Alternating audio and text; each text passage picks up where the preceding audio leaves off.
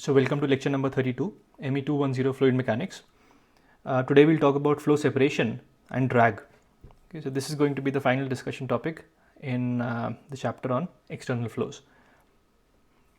Right, so in the previous lecture we talked about the turbulent boundary layers, and from that we were able to come up with the shear stress on the surface, and this shear stress was calculated using the velocity profile or the ideas that were developed for turbulent boundary layers.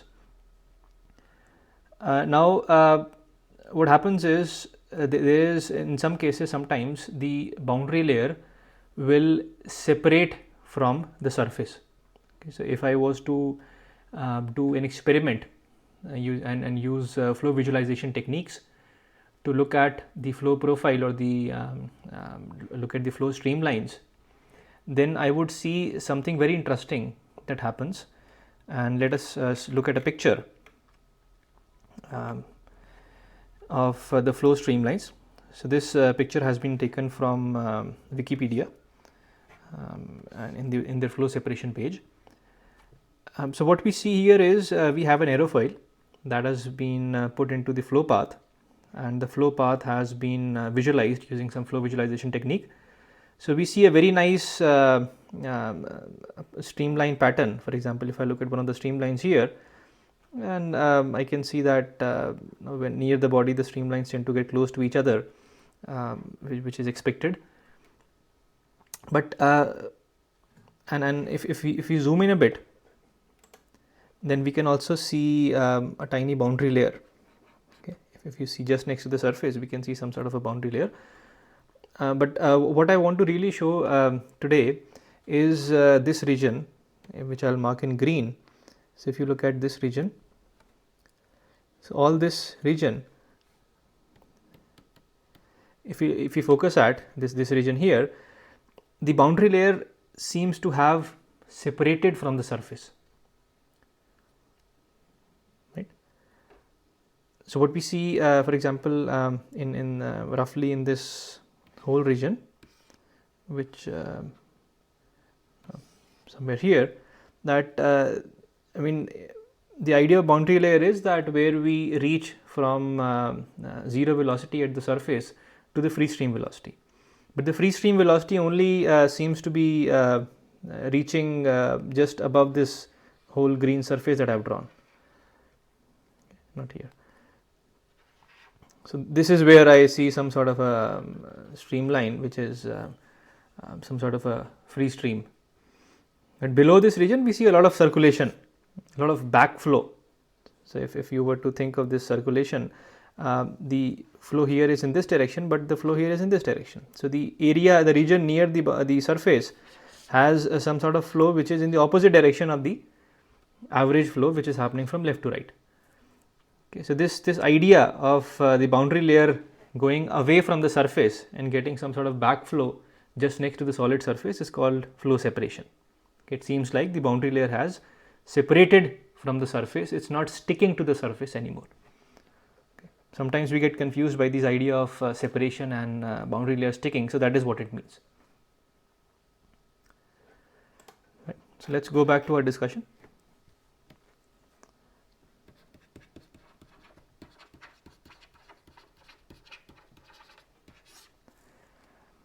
Right.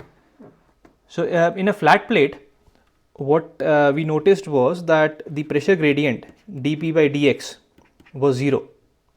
Okay, so there was no pressure change as we went from left to right.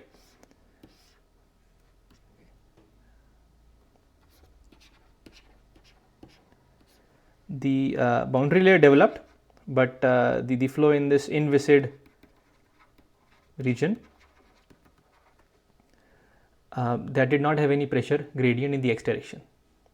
Okay, we had the flow was taking place at the atmospheric pressure here. You can think of some flow over a surface, some uniform flow that is enforced over a surface. Okay, and of course this same pressure gradient is also seen inside the surface. Okay, that is what our boundary layer equation in the y direction gave us, that dp by dy was, delta py in this boundary layer region was almost negligible. So we can assume that the pressure inside the boundary layer in the y direction has no change. Okay. So the only change we see is in the x direction, and that x direction pressure from the outside region of the boundary layer can be superimposed into the inside region. Okay. So whatever pressures here, for example, is the same pressure everywhere. There is no change in the y direction in pressure. So we said that we can, if I write the x momentum equation for a steady state situation. So this was u del by del x of u plus v del by del y of u. On the right hand side we had the dp by dx term, which is from the inviscid flow region. Okay, so this pressure gradient is a function of x that is known to us, that has been told to us. We are not going to solve this for the boundary layer analysis. Okay, and then we had the viscous term, right. So this term for the flat plate was 0, but this is not always 0. Okay, so when this term del p by del x it is non-zero, then we see the boundary layer effects. In fact, it's not always. So let's look at some situations. So dp by dx is equal to 0. So this is our flat plate.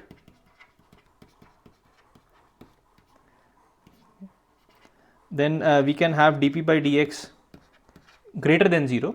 So that means that as you go from left to right, the pressure will increase. Okay, sorry, it will, yeah. So if you go from left to right, then you will see an increase in pressure. So that is dp by dx greater than 0. And dp by dx less than 0. So that is it's negative. So as you go from left to right, the pressure decreases. Okay. So let's take an example. If you have, let's say, a diffuser. Okay, so in this case, what happens is, from your, we are still considering incompressible flow. So if when we go from left to right, the fluid velocity will decrease. From the equation of continuity, the area times velocity has to be a constant because the flow rate is constant. So if the velocity is decreasing as we go from left to right, then the pressure has to increase. So P2 is greater than P1. So this implies dp by dx is less than 0. Right. So as we go from left to right, the pressure is increasing.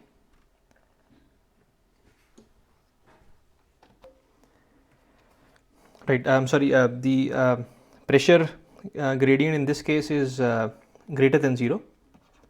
Right. So the pressure is increasing as we go from left to right, and the x direction is also taken as left to right. So the pressure gradient is positive. Okay. And if I was to take a nozzle instead, so the opposite of this, then in this case P2 is less than P1. So which means the pressure gradient dp by dx is less than 0. Okay, so the pressure is decreasing as we go from left to right. Right. So what happens is, in this situation, the first one where dp by dx is greater than 0, in this situation the boundary layer has a tendency to separate. Okay, so this we usually call it the adverse pressure gradient.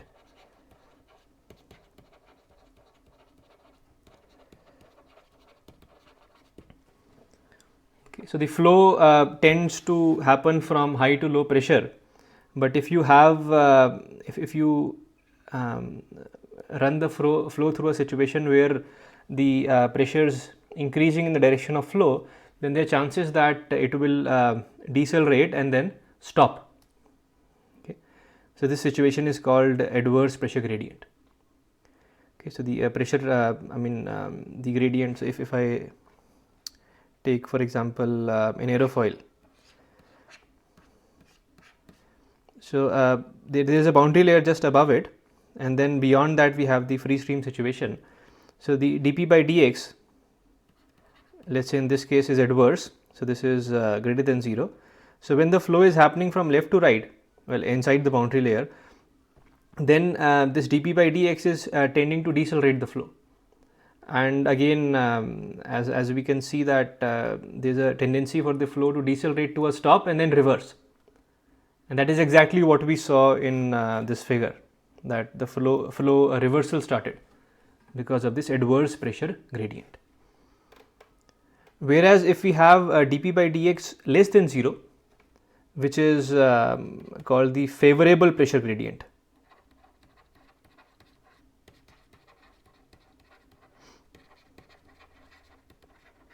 It's called favorable because the flow is happening in a direction where the pressure is decreasing.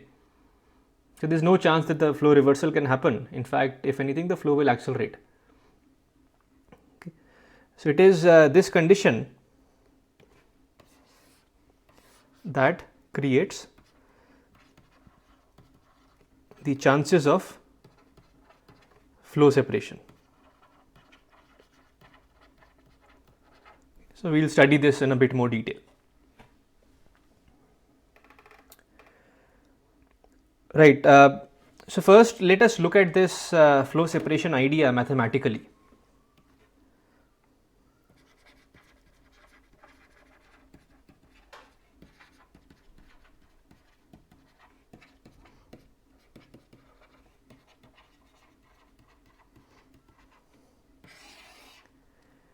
Okay. So let's write the x momentum equation again. Well, quickly.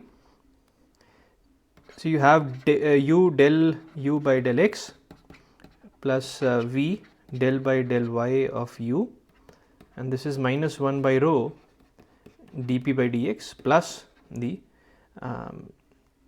kinematic viscosity nu times del to u by del y2. Right. So at the surface, that is at y equal to 0, if I was to apply this equation, some of you may not like it because the equation we say that is valid inside the domain, and at the boundary we apply the boundary condition, that is a known condition. So let's apply it. If it troubles you mathematically, then you can say at y tending to 0, just above the surface. So at y tending to 0, what happens is our u and v, they are 0. Okay. At the surface they are 0, so just above the surface, in the limit that y tend to 0, but still not on the surface, u and v are almost negligible. Okay. So if I apply this, well, I'll say now, I'll now say at y equal to 0. So if I apply this equation at y equal to 0, then what I am left with is simply mu by rho times del to u by del y2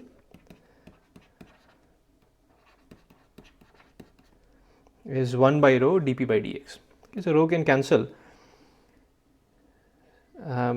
So what this says is, well, in fact I can write this as 1 by mu, right, and this is at y equal to 0. Okay, so this is, we'll call it, this is at the wall, the solid wall. So on the solid wall, the second gradient of u with respect to y is equal to some constant times dp by dx. Right. So again, to understand this, the idea that we'll be talking about mathematically, let's look at the situation that we have dealt with in the past. That is the situation of a flat plate.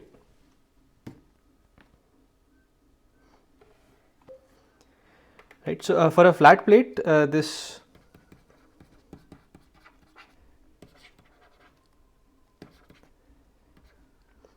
so we want to explore what the second gradient of velocity, second gradient of u with respect to y is for a flat plate.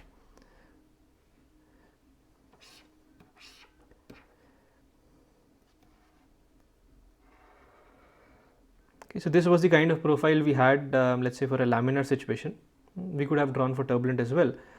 So on the surface, as we can see from this relation, our dp by dx since on a flat plate is 0. So the second gradient of u with respect to y is 0.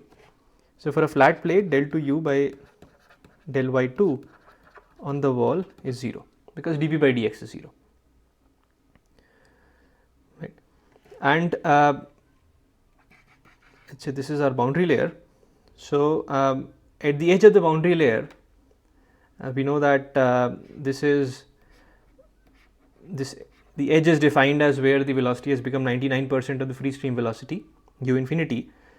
So at the edge of the boundary layer, our del u by del y is negative. Sorry, del 2 u by del y2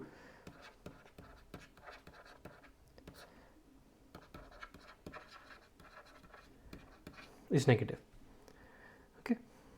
Well, the argument is that it is it becomes 0 asymptotically at y tending to infinity, and at the surface we just mentioned that let's look at the slope. So let's use a blue color. Look at del u by del y. Okay, so del u by del y is the slope of the graph that I have drawn, which is u as a function of y. So del u by del y has some positive value, okay, because as we go up, as we go in the increasing direction of y, our u is increasing, and as we go further up, you can see that this slope is decreasing, that is del u by del y is decreasing, and at the edge of the boundary layer, the change in u that we see with increasing y is almost negligible. Okay, so it's tending towards 0. So this slope is some value on the surface, and then it keeps decreasing. So that means the second derivative of this del u by u function, that is the slope of del u by del y, is negative because it's the decreasing function. So in this flat plate situation, our let's write here. So a del u by del y, it is a decreasing function. So this implies that del 2 u by del y2 is negative throughout.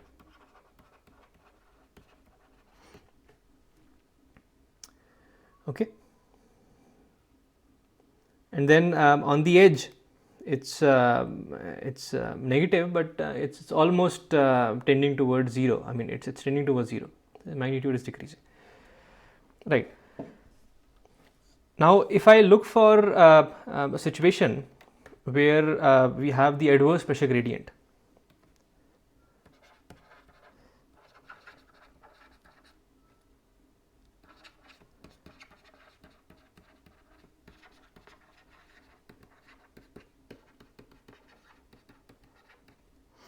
that is your dp by dx is greater than 0. Okay, so that is what we talked. Let's have a quick look. So adverse pressure gradient was where dp by dx was greater than 0. So in this kind of a situation, let's look at things mathematically again. So on the wall, from our equation, from this equation, now the second derivative of u with respect to y on the wall is going to be positive because dp by dx is positive. Okay, so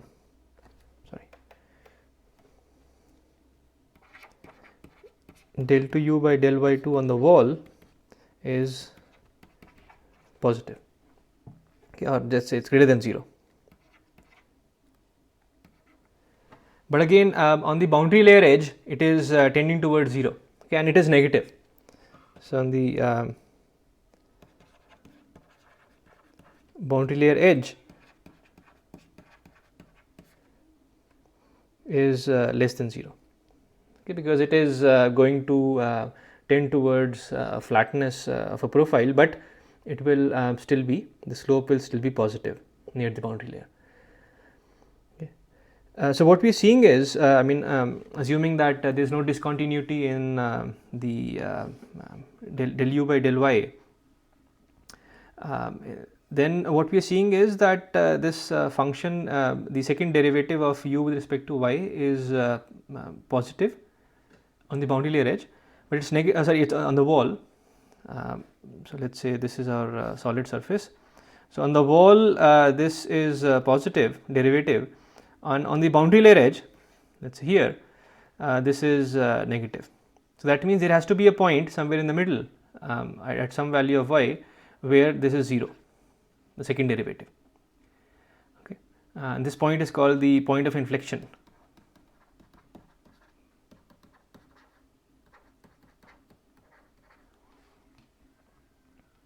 Okay, so there is a point of inflection that exists where the second derivative of u with respect to y will change sign.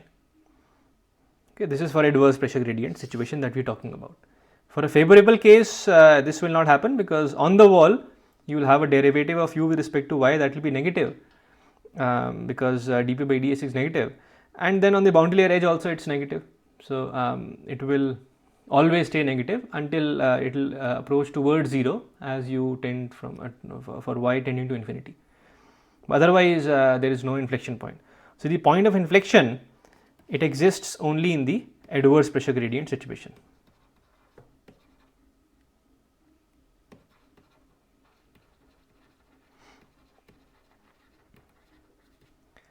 And this is the point that is the one that creates trouble. Okay, so that was the mathematical idea, that we have a point of inflection. It's because of this and that we see in general, the whole idea of a mathematical idea of boundary flow separation is existing. Okay, so let's look at a figure where these ideas are discussed in a bit further detail. Let me zoom into it. So this figure is taken from the textbook, F.M. White. So the first one, that is number A, is a situation which is the favorable pressure gradient situation. So everything is good here. Our dp by dx is less than 0. So on the wall we have the second derivative being less than 0, and on the edge our second derivative is tending to 0. So there is no point where the del 2u by del y2 is getting equal to 0. Okay, so this is all good. Okay, this is a good situation, no separation. Now for the zero gradient, that is a flat plate situation, there is a point of inflection. So point of inflection which is denoted as pi.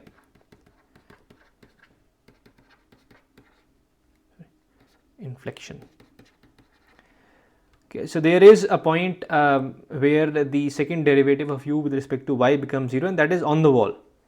Okay, because del 2u by del y2 on the wall was equal to dp by dx times 1 by mu, and dp by dx is 0 for the flat plate situation. This is the same flat plate situation, zero gradient. So this point of inflection is on the wall, but as you go away from the wall, as you start going up, then you see that the slope starts decreasing. So that means the second derivative of u with respect to y is negative. So it starts from 0 and then goes towards negative, and then ultimately it will tend towards a situation where it is del u by del y is going towards 0. Right. So again, no point of inflection in this case. Okay, so no separation. Well, there is a point of inflection, but that is on the wall, so no problem. Now let's look at the situation which will cause trouble. Okay, so these are the situations where we have adverse pressure gradient, that is dp by dx is greater than 0. So again, as I said, that it is not always that for this adverse pressure gradient you will have separation. Okay, there is a tendency to have it. So let's look at some situations. So the first one is called as the weak adverse pressure gradient. So I mean it's still positive, and there is a point of inflection in the flow that is denoted as this one, but you can see that there is no separation. In separation, the idea is to having a backflow. Separation is the point where the boundary layer separates. So what we saw in the figure was that the flow just above the surface has an opposite direction. So rather than having a flow coming from upstream, it is pulling some flow from the downstream. So it removes the actual upstream flow away from the surface. Okay, so in this case there is no separation, even though we have a point of inflection in the flow. And the reason is because I mean think of it, when you have a backflow, then the del u by del y value that we see here is negative. Okay, so right, so weak adverse pressure gradient, no separation.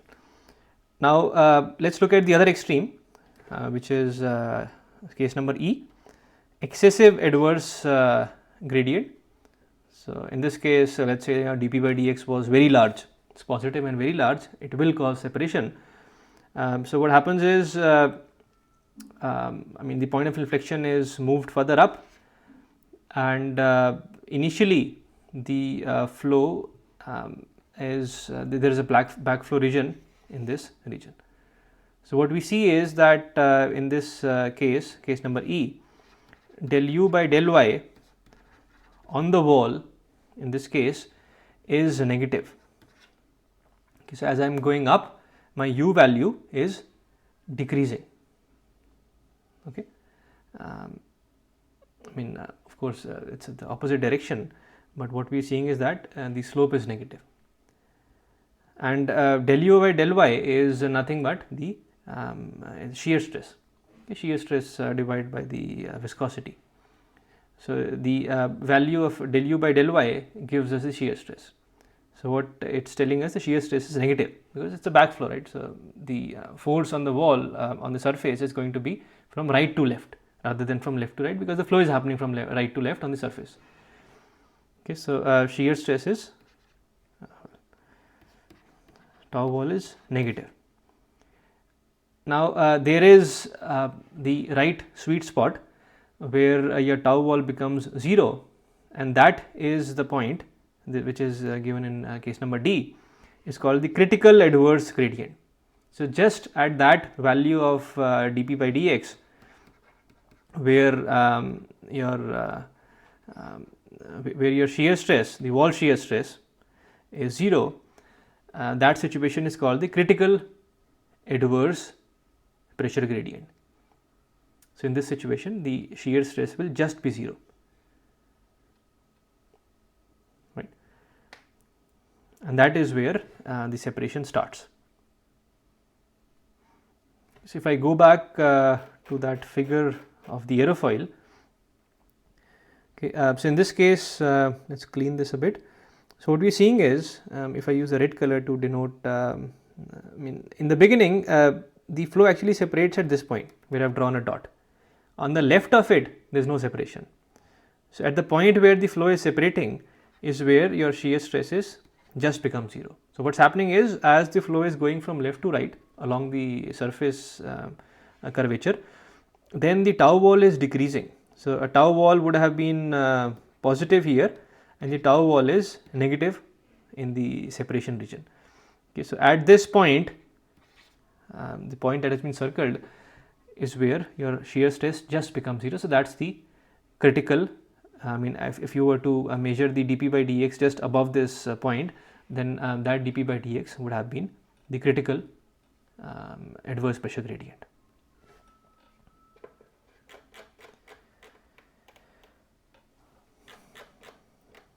All right, right. So and when the flow separates, we tend to see the boundary layer thickness as very large, okay? Because if the way I have been defining boundary layer is that region where the flow goes from 0 to free stream velocity.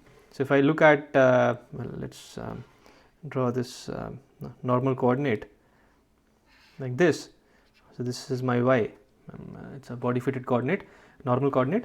So here on the surface your u is 0, and in this region, let's clean it a bit, let's use the green color. So u is 0 here, and in this region where the flow, where you see some sort of a backflow, and then the free stream, you start seeing the free stream somewhere here. Okay, so the boundary layer thickness is actually this much. So you can see that the boundary layer seems to be quite large. So if I was to along this y coordinate, I was to draw the velocity profile. So just above the surface, I mean somewhere in this region, I see that the flow has an opposite direction. So I would have seen the flow to have a negative direction, and so this is where it becomes 0 again. So I see some sort of flow velocity like this, and just at this point the flow velocity, the x velocity becomes 0, and then it starts becoming positive again. So I start seeing some positive velocity, and then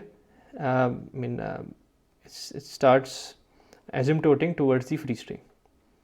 Okay, so this is now the free stream. So my boundary layer thickness is this much,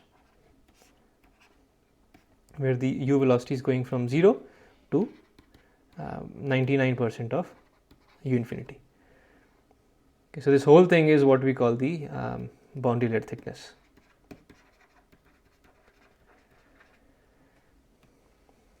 Right.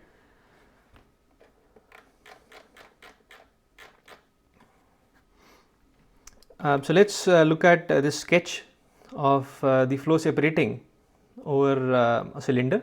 So what you've done is you've taken a cylindrical rod, and we are seeing it's a very long rod. So we let the flow happen over it, and then we are seeing it along the cross section, along one section in the cylinder, and the Reynolds number in this case is 10 to the 5. Okay, Reynolds number in this situation is based on diameter. Okay, unlike in the flat plate where you define it based on the length, in this case we define the Reynolds number based on the diameter, such as the free stream velocity. So the free stream velocity here was v. So v times the diameter of the cylinder divided by the kinematic viscosity.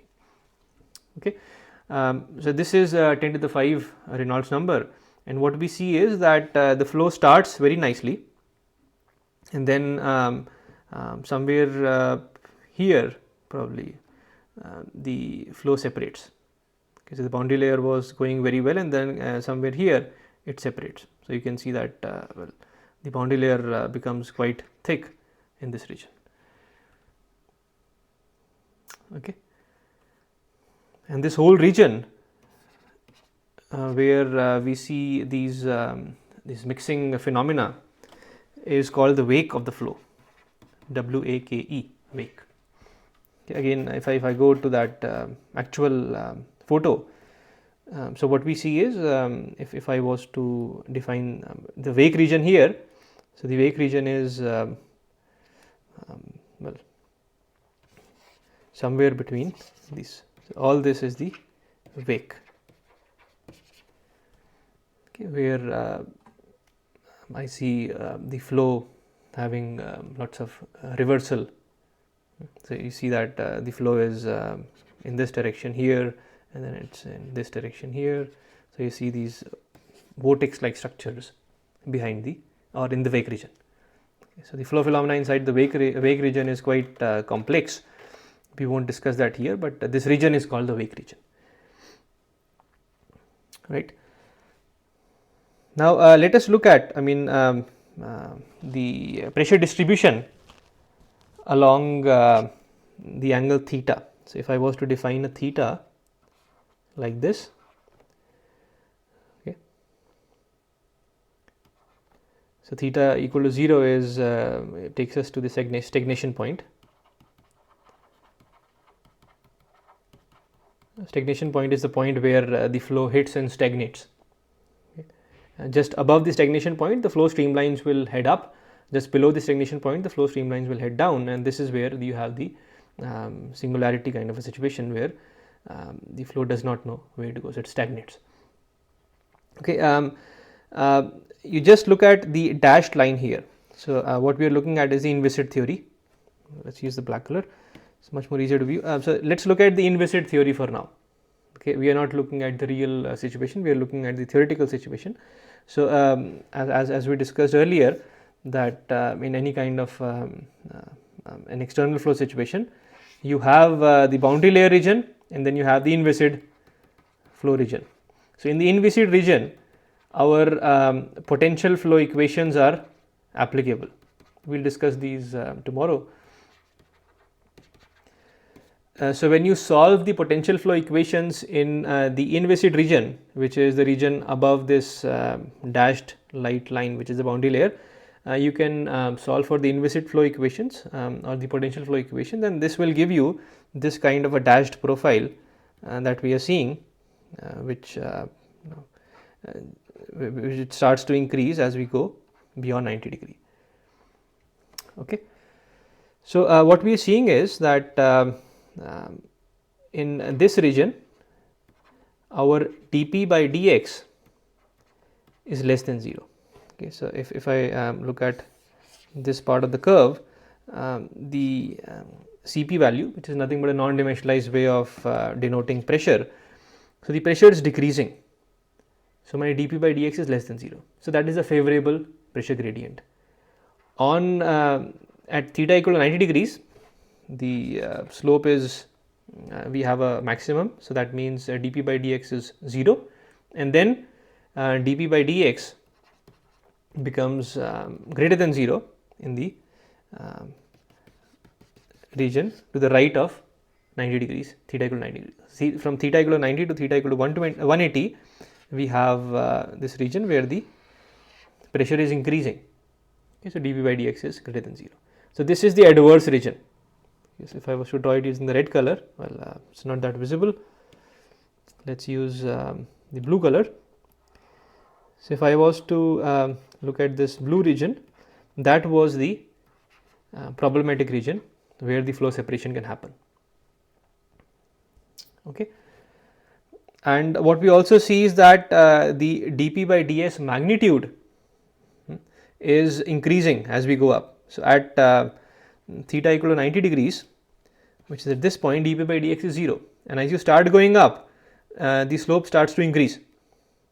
Okay. So it's gentle, it's much steeper as you go up until some point where it again starts to change, but that means that dp by dx value is increasing as I go from further to the in the clockwise direction from theta equal to 90 degrees. Okay, so at some point our dp by dx will become will reach that critical adverse pressure gradient situation where the tau wall will become equal to 0, and that is where you see the separation in the boundary layer. Okay, the flow separates, and then you see that the boundary layer thickness increases because you have some backflow. You have a backflow region. Okay, so this was some qualitative understanding of the flow separation ideas. Okay.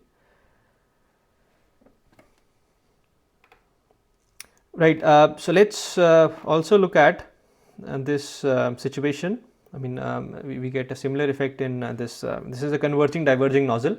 So in this region, which is this blue region, you have a converging region.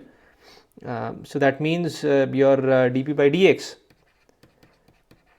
in this situation is less than 0, because the nozzle is converging, the velocity is increasing and the pressure is decreasing, so dp by dx is less than 0. So this is favorable gradient. There is no separation that is possible. Now to the right of the throat, which is in this region, is called the diffuser region, because the flow angle is changing and it is gradually changing. I mean, it's not a fixed theta diffuser. What we see is that it's flat here, and then gradually the slope of the diffuser changes. So that tells us that the dp by dx value will also gradually change. Okay, so we'll use the red color because that's the adverse, the problematic area. So we have the adverse gradient here, and the velocity is decreasing, and the pressure is increasing as we go from left to right. Okay, so you will get one point where I'm sorry, you will reach that point where the wall shear stress becomes 0, okay, which is at this point. Okay, so beyond this point we start getting a backflow, which is shown using this backflow. If we still define a boundary layer thickness delta, the boundary layer thickness starts to increase. You can see that. Consider this region and consider this region. So it's drastically increased because you have this backflow where the flow has separated. So if we were to look at the velocity profiles, then what we'll see is, let's compare two situations, green one for the good one. So here for this case we see that we do have a point of inflection because your pressure gradient is positive, but there is no separation. But if you look at the point where the separation has happened, then we see that there is a region where dp by dx, where the velocity is having a backflow, and then it starts increasing again until it reaches the free stream. So the boundary layer thickness is of this much size. So initially the flow goes on the opposite side, then it starts changing direction again and reaches u infinity. Okay, in this case we call it ux because u infinity is actually changing with x, and that is what is causing the dp by dx value to change along the x direction, right? So the question is, how do we figure out where the separation is going to happen? Intuitively we have told, but I mean, for the laminar plate case itself, it was not a very simple situation to solve the equation theoretically. Even when dp by dx was 0 for the flat plate situation, even then we had to use the idea of similarity, which only worked for that particular situation. So when dp by dx is non-zero, it's not that we cannot solve the equation theoretically, when at least for some cases we have theoretical treatment being possible, but it's not very effective, at least for a general situation. I mean, real bodies are of arbitrary shapes, so it's not possible to solve it for those arbitrary shapes. So we have to go to the experiments. So theory can only tell us some very nice or simple mathematical shapes, well defined mathematical shapes that will be able, again, I mean, even that treatment is quite complex, but quite complicated, but for a general situation one has to go to experiments, or what we call numerical experiment. So use computational solvers or computational methods to solve the theoretical equations. So that's like somewhat like conducting an experiment but using a computer. So you will run a problem for a particular situation with some results which will only be valid as long as your numerical results, numerical solver is valid, but that will only be valid for that particular shape and setup that you have used. So that's like conducting an experiment but with computers, only for that particular situation. So we'll have to collect lots of data, and then we'll see that we tend to use the idea of non-dimensional parameters and reduce the number of independent variables. So to collapse lots of different data onto lesser number of dimensions, as we saw earlier in the dimensional analysis discussion. Okay, so I won't say theoretical treatment is not available, but it is extremely difficult to do that. So one has to go to experiments. And even this boundary layer theory that we've been talking about, now as we just saw, let's go back to that actual figure of the separation. Let me clean this a bit. Right. Now in this region, if I was to use the theory, if I was to solve the x momentum equations with that dp by dx value that's been given to me, that has been obtained using the inviscid flow theory solver, the equations. So as we said that in this region you can assume the flow to be arotational.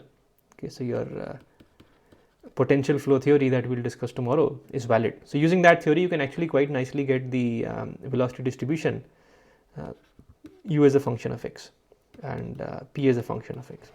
So the x is some sort of a coordinate which is along the curvature of the solid body. Okay, so we can get u and p as a function of x in the inviscid flow region, but in the boundary layer it's difficult. In fact, the boundary layer equations that we have developed will only tell us when the separation will happen, but beyond that point where the separation has happened, you can actually see, I mean, the flow is in this region, it's showing all sort of random features. So boundary layer theory, those equations that we have developed for boundary layer will not be able to tell us about this flow in the wake where the flow has separated. Okay, so the boundary layer theory only works till the point where the separation happens. It will tell us where the separation is going to happen, but not what happens after the separation. So it's not possible to get the velocity profile, which ultimately will tell us what the shear stresses are on the opposite direction in the separated flow region. Okay, so this boundary layer theory does not work there.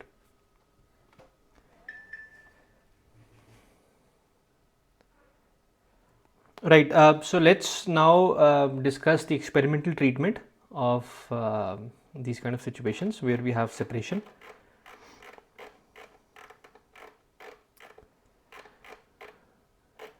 Right.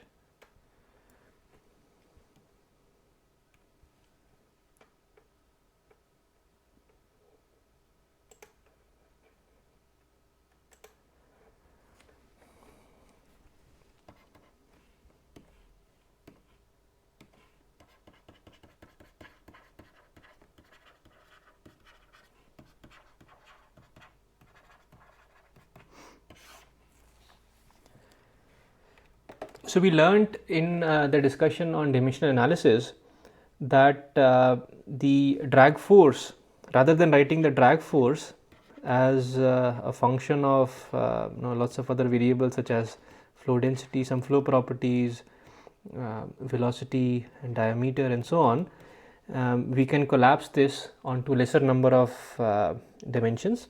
So we got some sort of a drag coefficient CD, which is a function of Reynolds number based on the diameter of let's say we're talking about a sphere or a cylinder, or let's keep it general, Reynolds number. So that is what we had seen in the discussion on dimensional analysis. Okay, and we also have seen that if we were to talk about the dependence on the roughness, so if you have a pipe, there is some roughness in the surface, then we talk about the roughness ratio, which is epsilon to the characteristic length, which in this case is the let's say the length we are talking about, or it could be if we are talking about the flow across this cylinder, it could be infinitely long or extremely long. So we talk about this dimension, which is the diameter. So in that case, we will use epsilon upon d. Okay. So drag will of course be dependent on the roughness parameter epsilon, and if this cylinder was not infinite in depth, but it had a certain length, so in that case it will let's say this was L. So in that case, the drag force will be dependent on how short the cylinder is. Okay, in that case, the ratio L to D will also matter. So this is the general form of functional relationship between the drag coefficient CD with the Reynolds number, the surface roughness, and the finite length or the finite depth, if you want to call that, of the cylinder.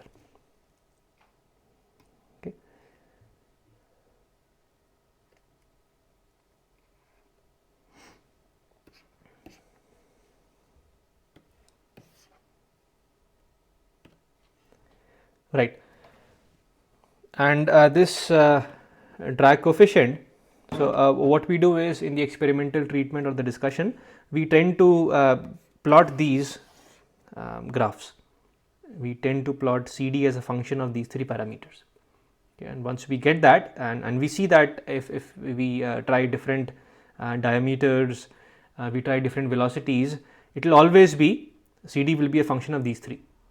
So if 2 different situations which have different diameters and velocities are such that they have all the 3 same parameters, then the CD value will be the same. So CD here is defined as the drag force, which is the newtons, upon half rho v square, where v is this upstream velocity, and then the area. Okay, so that's how you define your drag coefficient. Now, how do we define this area? Okay, there are different ways. So, for example, if I was working with let's say an aerofoil. Of course, you have some depth as well, but we'll only take one section.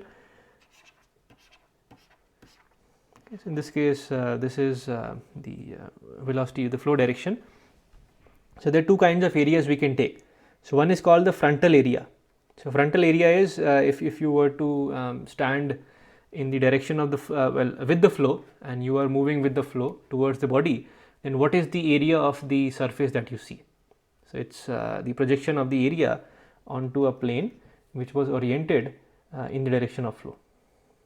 Okay, so the projection of this on so this there's a depth as well. So this length will be the projection of the aerofoil. So this is called the frontal area.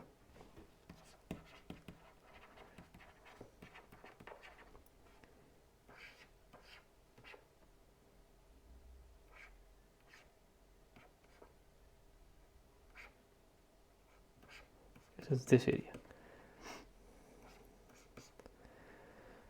The other way is to define this is called the planform area. So if you were looking at this from the top, from this direction, in the plan view, and you saw the surface, then the area that you see is called the planform area. So that is this area. Okay, so now it is intuitive that if you're talking about if you're more interested in the friction on the surface, then you would want to use the planform area. If you're more interested in the pressure or the form drag, we'll just define it soon. So if it's the pressure area, drag that you're considering, then that you tend to take the frontal area. Okay, but that is your choice how you want to define the drag coefficient. Right. So let's look at the behavior of. So this is one graph of the drag coefficient CD versus your Reynolds number, and this has been plotted for both cylinder and sphere. So we've collected lots of data and we have collapsed that into this graph. Okay. So what we're seeing is very nice. I mean, we can collapse all that data, all the different sizes and so on onto this one graph. And this for this case we are considering a smooth cylinder. So that means that your epsilon, the surface roughness, is considered to be 0 here in this first case. Okay, so epsilon is 0. So what we're seeing is that the drag coefficient, it drops for well, let's take the cylinder. So as we increase the Reynolds number, the drag coefficient, it reduces. Sorry, yeah, this is the cylinder. Okay, it shows a peculiar effect of a sudden drop, that we'll discuss that. So this is where we get the flow transitioning from laminar to turbulent. Okay, so this is that Reynolds number critical. Okay, so this is what we mean by doing the experimental measurements and then collapsing the data onto these kind of curves. So when you want to solve an actual problem in engineering, you tend to look for graphs like this, right? Then let's look at case number B, where we have the effect of roughness now. So now it is not a smooth cylinder anymore. Now this cylinder has, the surface has some roughness.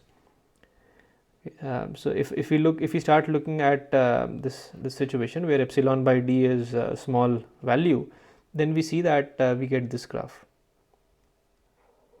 So I'll highlight this. So this blue one is the one that I have boxed. And let's look at one other extreme. So this is the green one, which is 0.02. So this is the one that's been shown in green. So what we're seeing is that for some range of Reynolds number, there is no dependent on roughness. It's very similar to what we have seen in the past. And then for the highly rough situations, the flow transitions to turbulence quite quickly.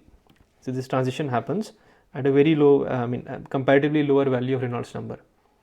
But if I look at an epsilon by d value which was much smoother, then the transition happened somewhere here, which was much higher than the high roughness cases, which is again intuitive that if you are to use a rough surface, then it will result in more fluctuations in the flow, and then it will result in transitioning to roughness much quickly.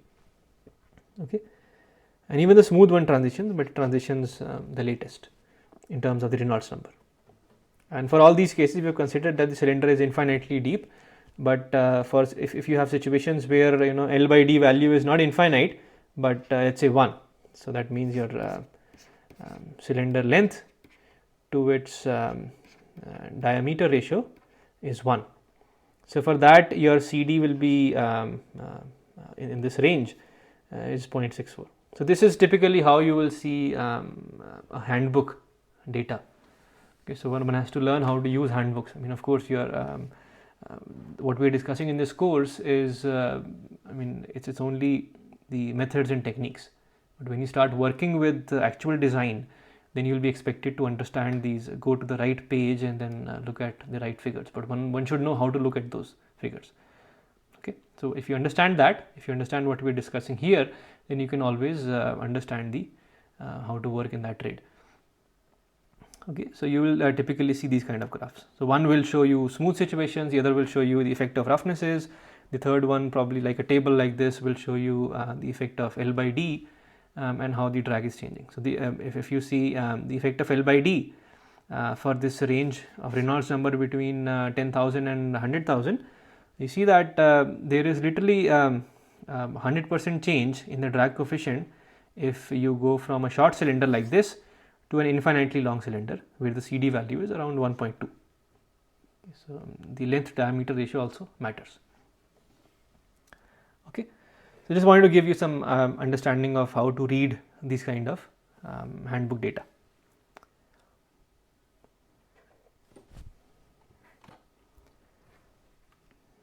Okay, so now let's look at these graphs that we will see will have the drag coefficient, which is nothing but a non-dimensional way to represent the drag.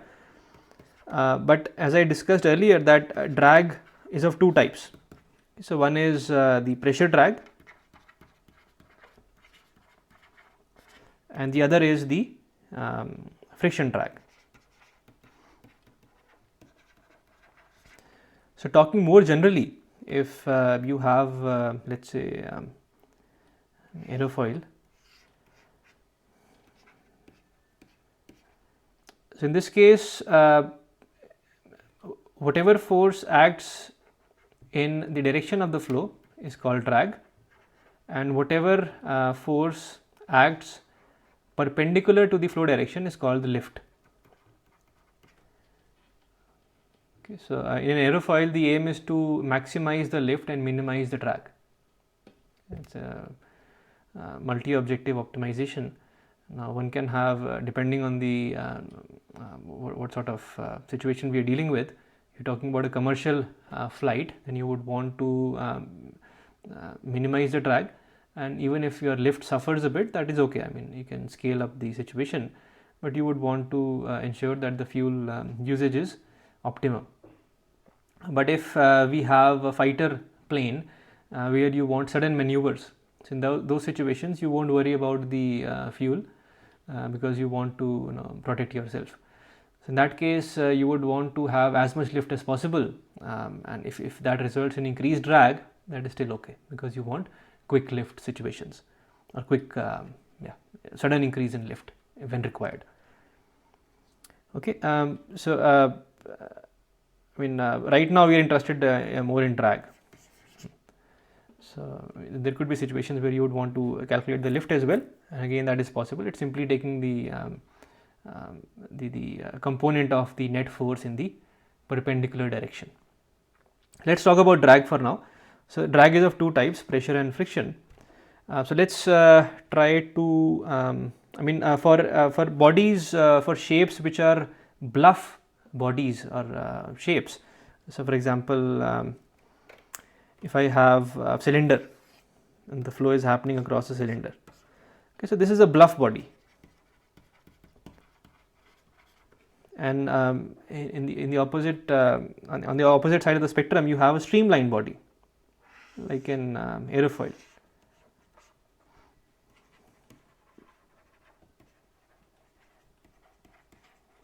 It's a very streamlined thin body. So in a bluff body, you will see that the pressure drag will dominate.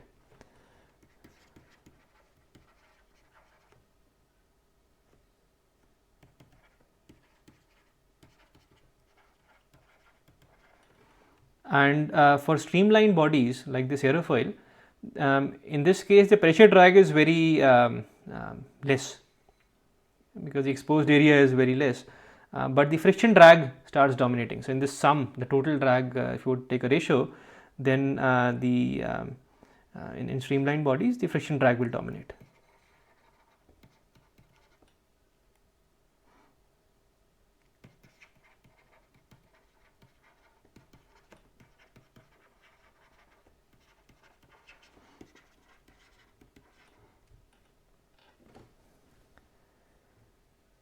Right, but ultimately in these kind of figures that I have shown you here earlier, this we talk about the total drag.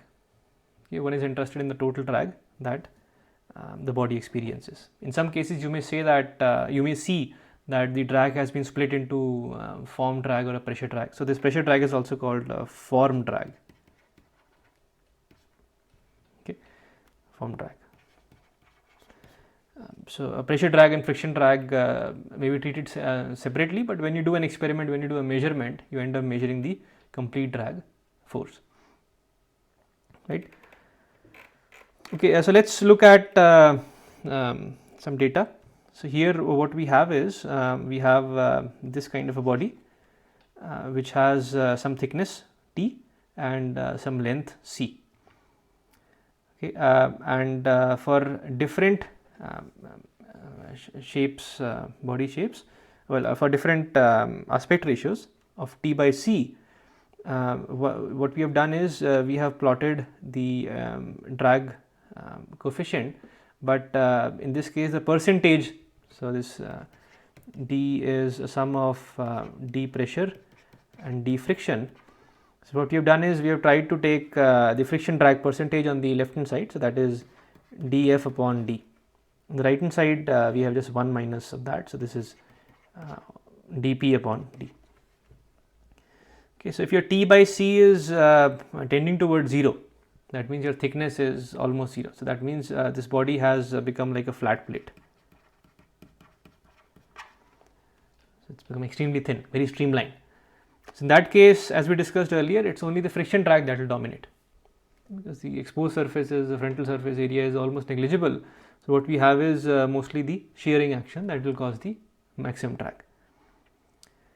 But on the other side, if you go on the other side of the spectrum, where your T by C becomes equal to 1, so it becomes more like a sphere.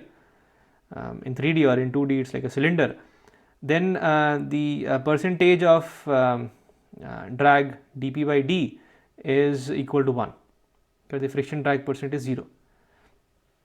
That again makes sense. I would say now this we are talking about extremely bluff body.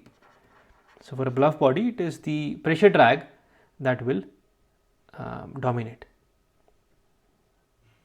Okay, so just want to give you some sort of understanding of this two extremes. Right. So let's understand, how the flow takes place. Now this time we are interested both in pressure and velocity of friction. Earlier we were only interested in this discussion on the friction, but this time we'll talk about the pressure as well. We're talking about experimental treatment, and experiments give us the total drag, not just the friction drag, and that is, of course, pressure information is also required, because one has to measure as an engineer the total drag force if you're driving a car. Okay, so let's understand the behavior of the flow for a representative bluff body. So we'll take the analysis of a cylinder.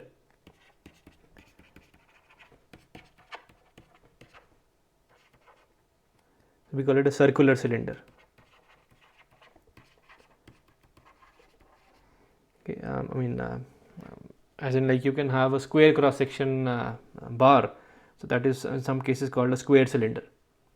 Okay, so circular cylinder is this same flow happening across in 2 dimension. You have a flow across a circle, and this is a representative of bluff bodies.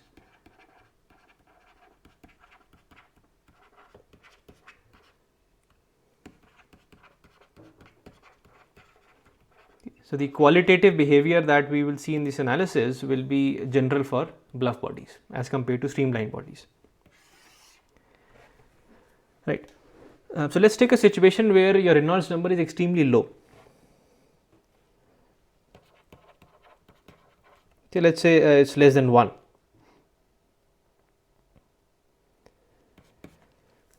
So when the Reynolds number is less than 1, let's draw it slightly bigger.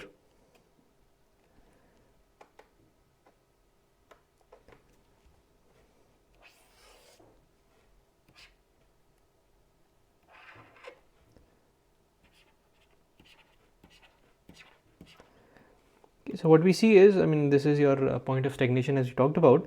So the flow streamlines that are above the stagnation point, they tend to go above.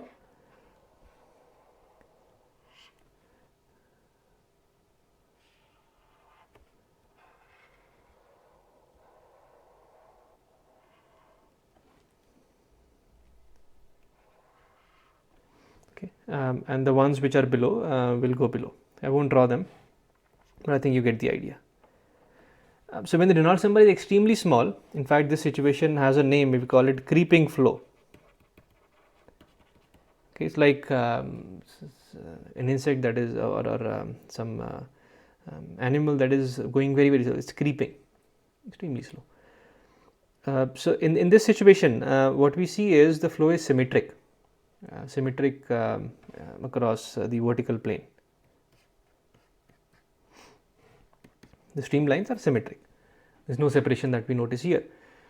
And if I was to try to calculate the drag in this situation, so let's we want to calculate both the pressure drag and the friction drag.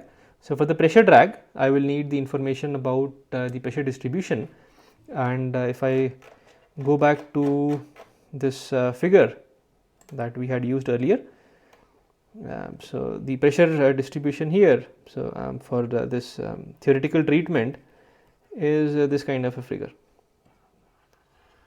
Okay, so from the theoretical ideas of potential flow theory, this is what we get. We get Cp equal to 1 minus 4 sine square theta, where Cp is simply a non-dimensional way of writing our pressure.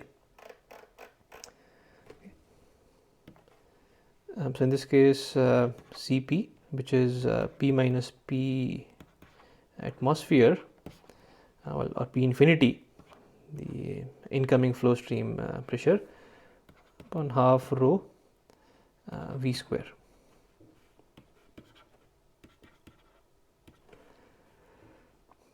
So this Cp is 1 minus 4 sine square theta. Okay, so when theta is 0, this is equal to 1, and when theta is when theta is 0, this is the right hand side is equal to 1, and when theta is 90 degrees, we get a minus 3. So that's what we notice in that plot. So what we are saying is that the pressure, if I was to plot, make the actual pressure envelope. Okay, so the length of this line is going to give us the magnitude of pressure. So it gets low here, it's high here, and the variation is sinusoidal with theta. So I will get some sort of variation like this. So these so if I have to find the magnitude, I simply have to draw normal and then measure the length of this envelope. Okay, and since the flow is symmetric about the vertical axis, then I'll also see that the pressure envelope will be symmetric.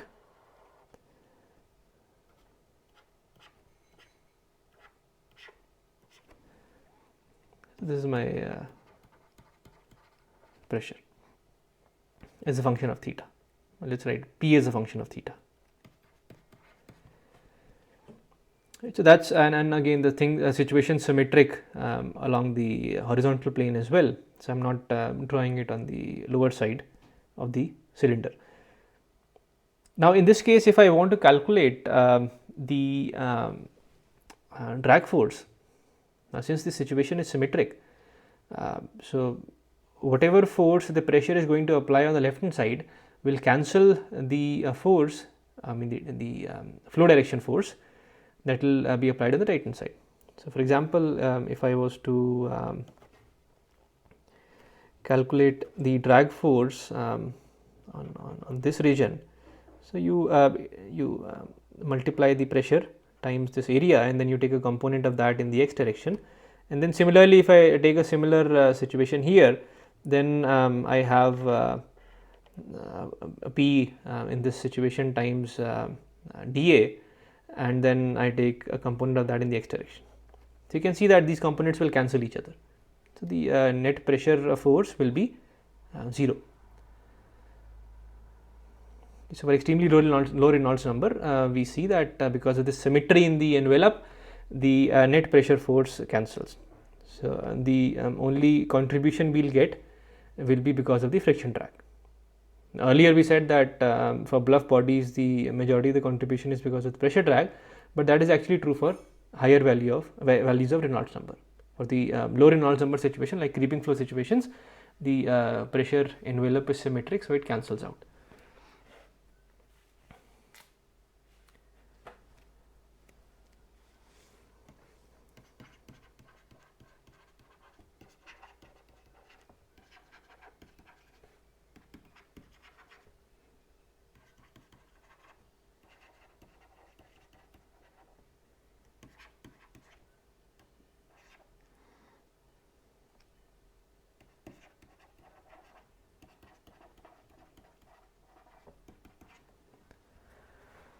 Right. So now let's talk about these situations are extremely rare. In most of the cases that we encounter, we'll have Reynolds number which are much higher than this value of much less than 1. Okay. So in a situation where Reynolds number is higher, so at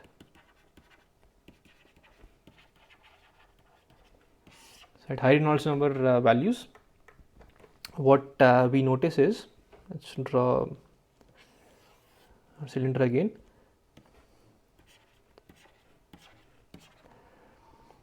So I'll only draw one streamline.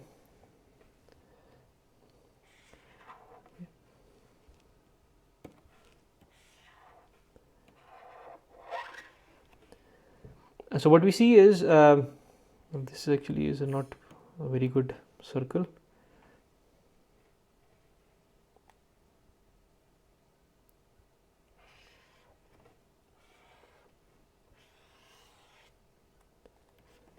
Much better, right? So this what we notice is that at an angle theta, of around 82 degrees, we see that the flow separates. So the boundary layer will leave the surface, and then you will have all these sort of backflow near the surface. So this is the point of separation.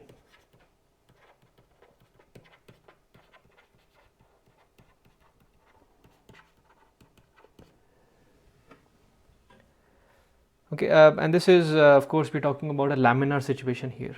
So these are high values, but for laminar.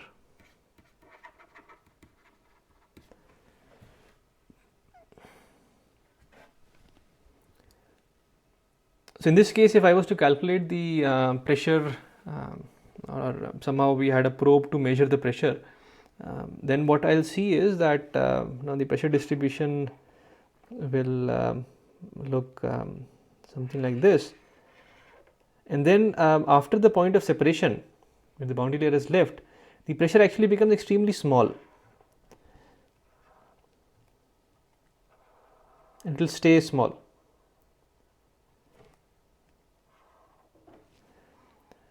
What that means is, if in this case we are calculating the net force, so if you were to take some area here and you calculate the P times d and take a component, but there's no component this time to balance.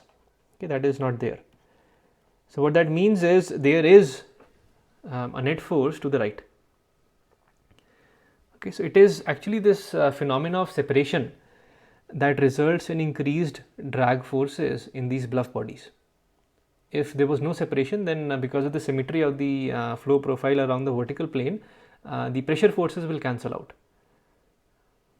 So separation is important to study, because as engineers, ultimately what we want is to make bodies which require make cars or aeroplanes, or we want to minimize these drag forces, or at least calculate the drag forces.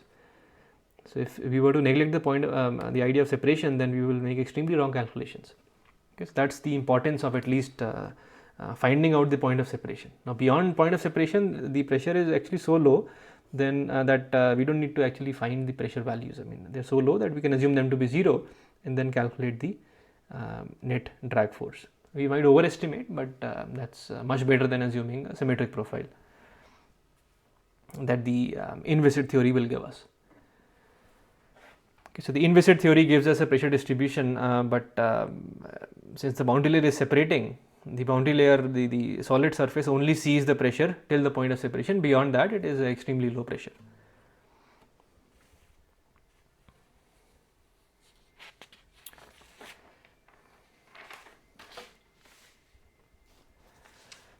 Okay, so let's look at this figure again, but now this time we will not look at the inviscid theory that we have been looking at. Sorry, let's use the black color. So we will use the laminar situation here, okay, because that is what I just showed you. So in reality, what we see is the dash and dot line for the laminar case. Let's use green color to show laminar. So as our theta is increasing, we see a drop, but it doesn't drop. The pressure does not drop to as we expected in the from the inviscid theory, all the way to -3 Cp. It actually drops only to a value of around 1.5, and then it starts increasing. Okay. And then around the point of separation, which is around 82 degrees, we see that the pressure almost becomes constant. Okay. And if you were to use, I mean, again, this data has been obtained using experimental measurements. So if I was to use this laminar Cp value and calculate the drag force, I will get a much more accurate prediction of the drag force, whereas the inviscid theory would have given me a drag force of 0 because of pressure, which is extremely incorrect. Okay, so that's the importance of these kind of data, in which again you will see in the handbooks.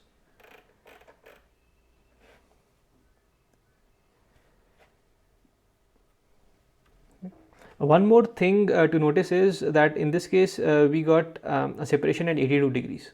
Now in the inviscid treatment we discussed that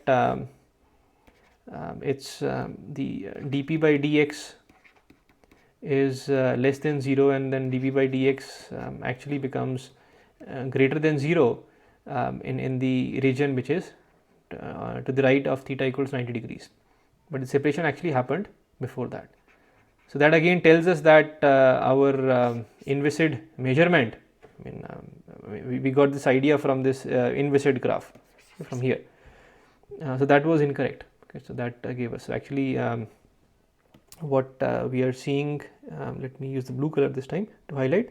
So we see that it is somewhere here, which is much before 82 degrees, that we see that the minima is obtained. So that is where dp by dx, the actual dp by dx is equal to 0, is somewhere here. Okay. And that is the reason that at this point, which is the dp by dx starts to become positive, and the slope increases to a point where we get tau wall equal to 0, that is flow separation, that's 82 degrees. Okay. So this CP plot actually tells us a lot about the failure of our inviscid theory completely. Okay. So for these kind of bluff bodies, a lot of experimental measurements and computational calculations have been done, are still being done for again different situations, because the theoretical ideas do not work quite well. But we still have to deal as an engineer. As engineers, we have to deal with these shapes. So we need to improve on our understanding. You keep seeing cars which are much more streamlined, much lesser drag, and so on. So that's it's quite important to grow. So we keep doing experiments or numerical calculations. Okay. Now let's look at these two situations. So the first one is what we have been discussing just now. So this is for the laminar case. Okay, so you see a separation at 82 degrees, and the drag coefficient you get is 1.2. Okay, this figure has been taken from the book, and I think the Reynolds number here is around 10 to the 5.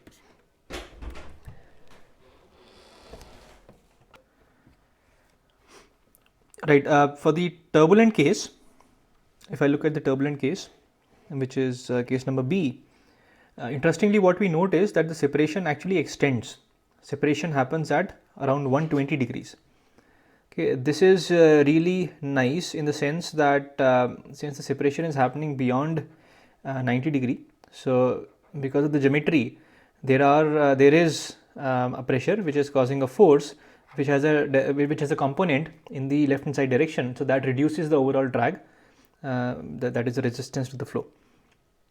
Okay, so what we see is, again interestingly, that the drag coefficient CD for turbulent flows is much less than what we get for laminar flows. That is very non-intuitive, but this again is can only be explained because of the separation. So if one was to neglect separation, then we will get results which are completely non-intuitive. Okay, so this is 75% less than what we get for the laminar situation here.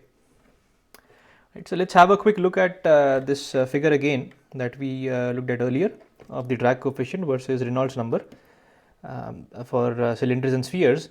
So this sudden drop in the drag coefficient that we see, for example in the cylindrical case, is because of transition to turbulent boundary layer. Okay, so when the transition happens, as you increase the Reynolds number, for example by increasing the incoming flow velocity V or U in this case as is written here, so what we will see is that when the flow becomes turbulent, then the separation angle will extend from 82 degrees to around 120 degrees, and then that will result in reduced drag and reduced drag coefficient. Okay. Right. And the same kind of result is what you see in spheres as well. So here is a picture of laminar separation in case number A and turbulent separation in case number B. So again we can see very nicely This is a bowling ball which is entering water. Okay. So in the first case, in case number A, we have laminar layer. So you can see that the flow separates somewhere here. Okay. So this is even before it does a full 90 degrees. Okay. The ball is actually falling down. So the flow is happening opposite to it. Okay. So the flow separates at an angle which is approximately center probably is here. This is 82 degrees. And in case number B, we have turbulent situation. Okay, in this case, the turbulence has been created by putting some sand in this region. Okay, so some sand particles are being stuck to the flow to the ball, which faces the flow, and that results in the tripping of the boundary layer, which we had earlier called the turbulator.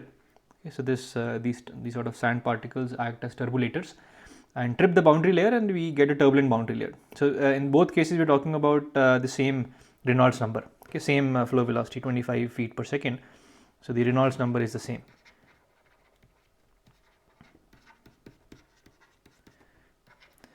Okay, so since the boundary layer has become turbulent in case number B, so the separation point goes to 120 degrees approximately, 120, and that results in a reduced drag in this case.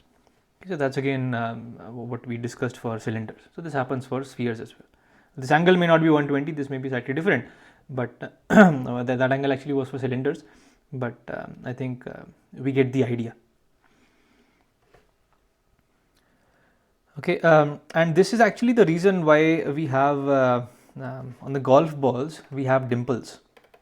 So if you were to look at a golf ball, then you'll have these small dimples, some pits on the surface.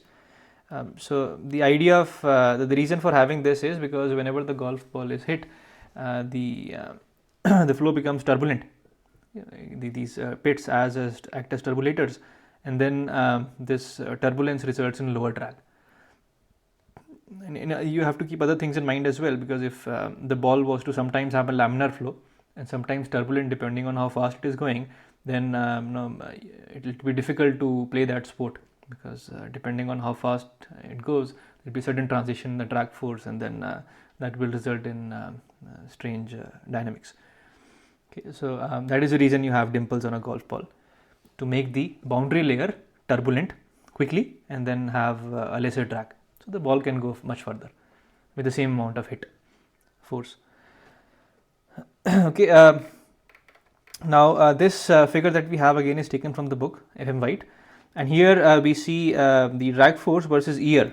So within in the last 100 years, we have seen a lot of development in the aerodynamics. So the shapes of cars have gone from here all the way to the sedan shape here. So again, what we are seeing is the drag coefficient has reduced. Okay, so this shows the extent of research. It's a slow change. So even today, there is development going on, and there is based on research a theoretical minimum that you can have of drag force as 0.15 CD. Okay. So again, you'll see these kind of things in handbooks if you were to select different shapes.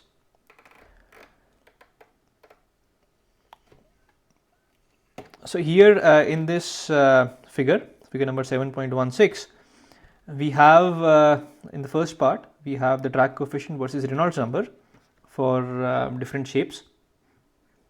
Okay. So for example, again, this is what the typical figures you will see in handbooks. So for example, you have an aeroplane. Okay, so airfoil. So with an airfoil, you're talking about this kind of a range of drag force, and this is typically a range of Reynolds number that you operate in. So that the data has been taken for those ranges, and you can see that aerofoil is much more effective than a pigeon.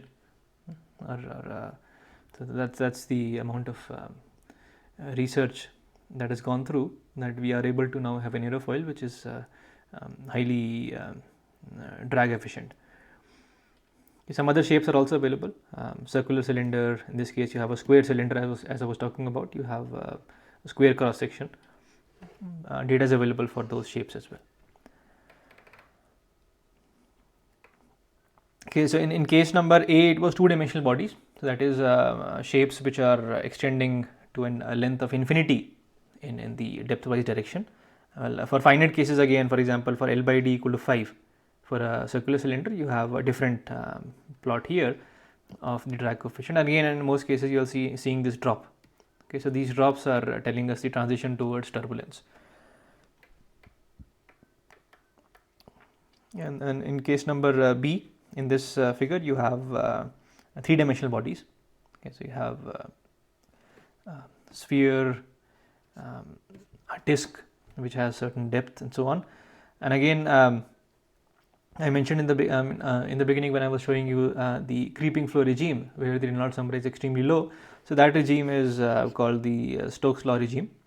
So for example, for a sphere, if you have a sphere which is falling down or it is flowing in a fluid, or the fluid is flowing across the sphere, then for Reynolds number values which are around 1 or less, okay, so that is this region, then you get a Stokesian regime.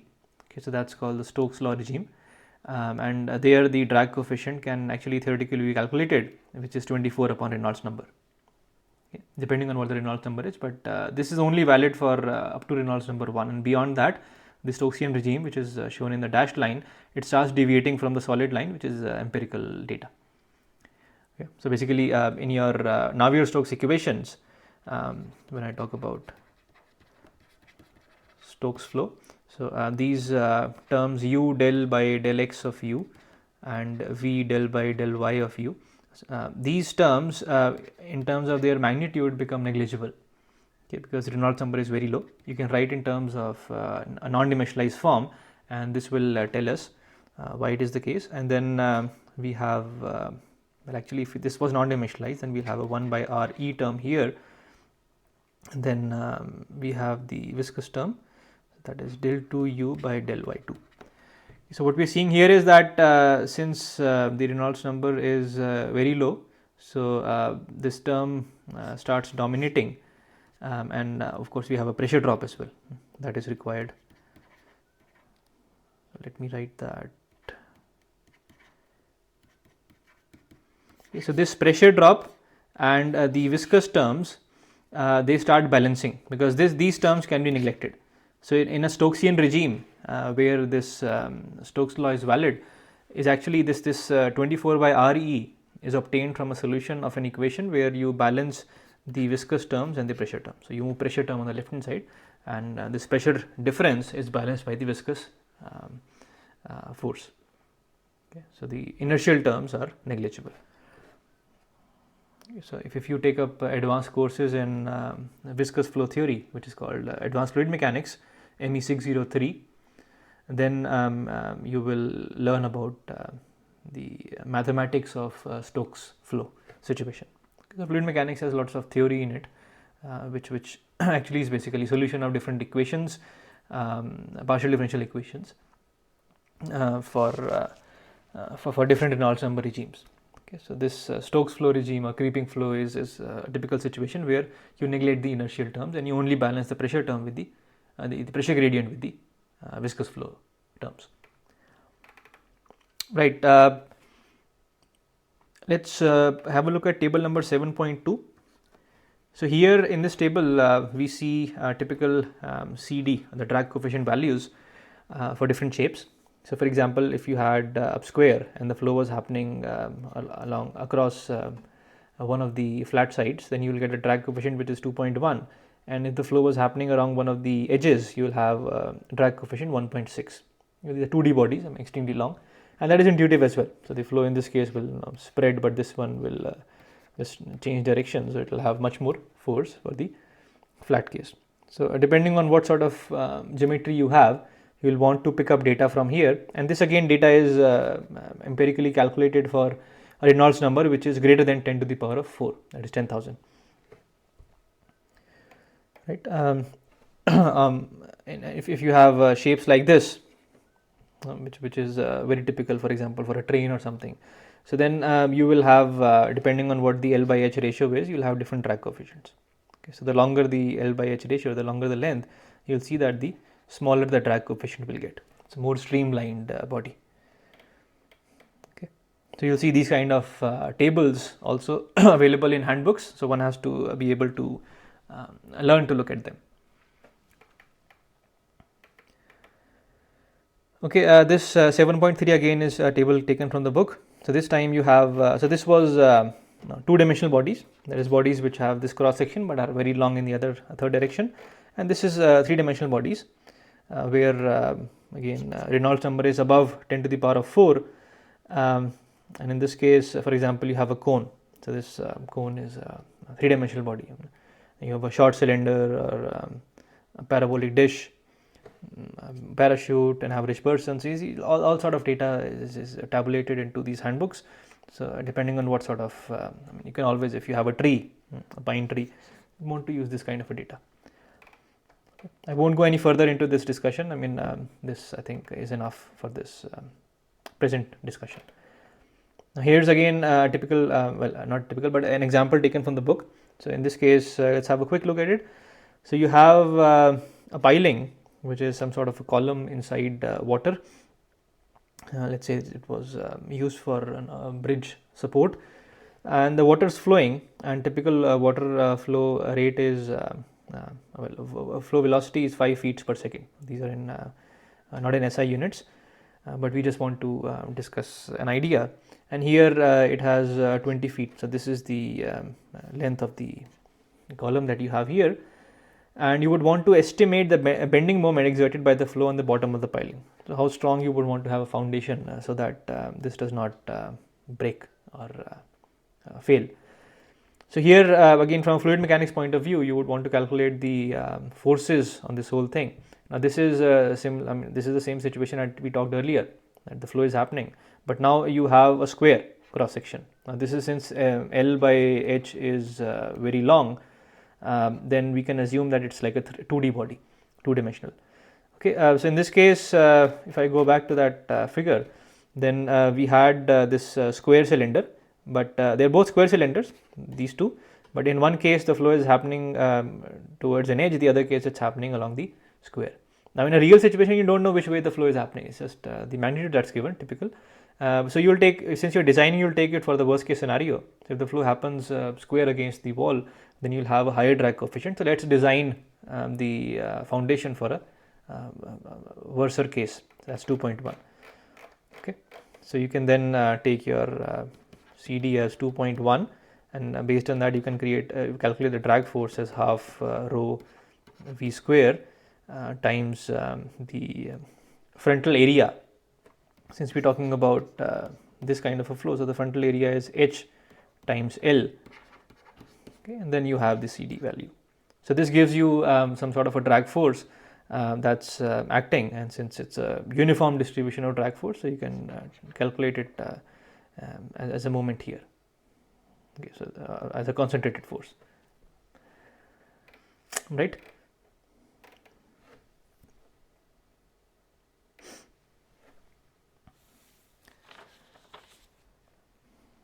All right, so that's pretty much towards the very end. Let's look at some more ideas. So here we talk about, earlier we talked about drag and lift. Okay, so we'll have a brief discussion about lift. So if for example, in this case, what you have is you have let's say a car or a train, whatever it is. This is a kind of a shape of a car. Now we have something called upsweep angle. Okay, so we have instead of having a flat car like this, what you've done is we have given the shape like this.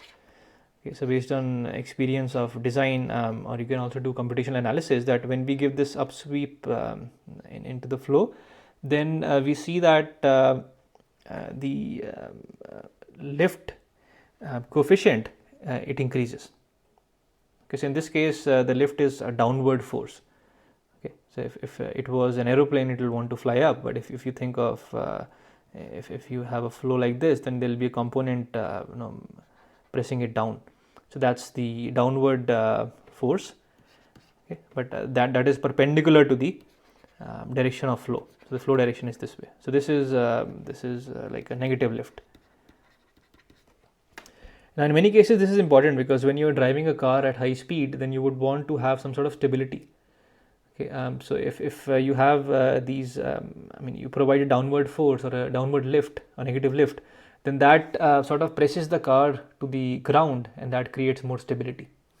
Okay, otherwise there may be a slight in a movement or turn will suddenly result in the car just swaying away. Okay, so this is useful. So in this case, what happens is if you here we have the data for the upsweep angle theta versus the in this case the downward force coefficient. So it's a non-dimensionalized lift force. So what we see is if we start with a zero angle, we have a lift force which is quite low. But as we increase the upsweep angle theta, we see that we get a maximum near 25 degrees. Okay. So, but what happens is if you give this upsweep, you also see a slight increase in drag coefficient, and that is still okay. Okay, because in this case we really want to drive the car at high speeds, so safety is quite important here, and then we are happy to work with or live with a slightly higher drag coefficient, given that we get this increased stability because of the downward lift. So these kind of ideas are also quite common in the automobile industry. Now here we put a picture of the F1 car taken from a website of this Motorsport magazine. Let's zoom in a bit. So here, I'm sure everybody who inspires to be a mechanical engineer has seen pictures of a Formula 1 car. Now there's a lot of interesting work on aerodynamics that has happened in this car. So this cool shape that you see is not just arbitrary. There's lots of aerodynamics here. Okay, so for example, these things that you see at the back, these are called spoilers. Okay, rear spoilers. Okay. Although the word says spoilers, but actually they look quite cool, and people have these days a tendency when they buy cars, they put on extra add-ons which look like spoilers. But the real reason you have them is to create that downward lift or downward force, negative lift. Okay, so when the car moves, and the cross section of this is like an aerofoil, but opposite way. So when the car goes fast, it creates a downward lift. So that presses the car down, and then it creates good traction because this car has to go at very high speeds. Similarly, in the front also you have these things. Okay, so again, if you were to look at this cross section, then you have something like an aerofoil. So this again, these are called front spoilers. Okay, so these will again give it a downward force, a negative lift, and that will again from both sides it will press the car and then make it much more stable, give it a lot of traction when it is going at high speed. Okay, similarly the second picture is taken from the internet, Quora. So again you see these rear spoilers here which are attached to cars which go at high speed so that it stabilizes the car. In fact, there if you want, you can look at a video where a car goes upside down in a tunnel. Okay, I'm sure you may have seen these kind of videos as well. So there is so much force created that if you were to go upside down in a tunnel at high enough speed, because this lift force is strongly dependent on the speed. So if you go at high enough speed, then you'll see that the downward force, which since you're upside down, it will be towards the wall, is so large that it can easily balance the gravity force. Okay, so the car will not fall down if it's going at high enough speed. Okay, so here we have this deflector at the top of a truck cabin, and here again this deflector can move up. Okay, so it can swivel at different angles, and simply adding a deflector creates this smooth movement of the streamlines that results in a decreased drag coefficient. Okay, so sometimes there's plenty amount of work that will go into designing these subtle features you will see in a complex machine like this. Okay, so there's years and years of work that has gone into experimentation, numerical calculations and so on, until you actually start getting these components. And again, one has to be careful about their wear and tear and so on, because ultimately it's all about the fuel efficiency in these kind of transport trucks. So a slight decrease in a drag coefficient is going to result in a tremendous increase in the profits if you're talking about large volumes.